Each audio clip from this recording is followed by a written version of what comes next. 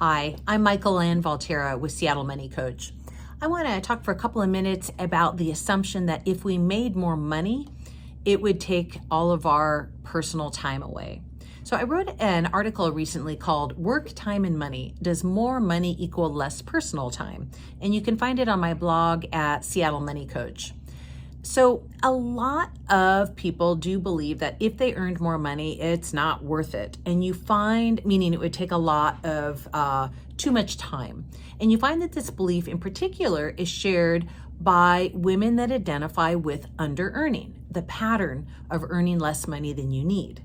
And this is a big deal because if you do believe that if you made more money, it would take all your time away from, your personal time, your time with your children, your time with your family, then you're probably not going to go for it and try to make more money. We really need to be thoughtful and examine our beliefs. I was thinking about this a lot the other day when Parade Magazine came out with their annual What People Earn article. And I was looking in particular at 3 women that were in there that all lived in the same part of the country, all the same age, all the same educational background, but they made wildly different amounts of money. And I think so often how much I wish that back in college, we had all thought more about money, that we'd all asked the question, how much money could I make if I studied this? How much will this career pay? The reality is most of us didn't. So often in college, work and career and money is not thought of all at the same time, right? We tend to go into what we like and don't think as much about the money. And most of us are in the middle of our career. We're doing the best that we can. But there's so many things we can do to increase the amount of money that we make. And if we believe that earning more money means we'll have less time, that's going to hold us back. The reality is it's also not true. Not true in general, at least. These are about assumptions that we really need to question. I remembered years ago, Barbara Stanny, one of my favorite authors who writes a lot about women and money. She wrote a book called Secrets of Six-Figure Women. And this is a real classic. This book came out in 2002. And probably one reason I love it so much is this was the first big book that came out that really quoted my work in it. So, of course, I was super excited about that. But, Barbara really looked at this belief that she had also, that if you were making over 6 figures, you must be a workaholic. And so she interviewed a ton of 6-figure women for this book and really explored many beliefs that they had, including this one around time.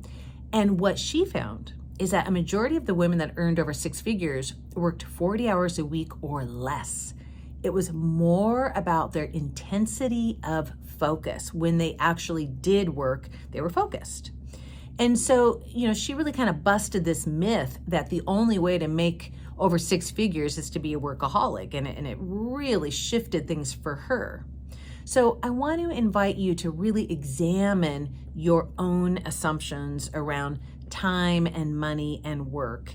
We don't want to assume that the only way to make more money is to have less personal time. When we don't examine our assumptions, then oftentimes it means that we're not negotiating for ourselves at work. If we truly believe that we can make great money and have enough time, then it opens us up to a lot of creativity, whether it's around talking about scheduling or negotiating in general, or even the jobs that we end up taking.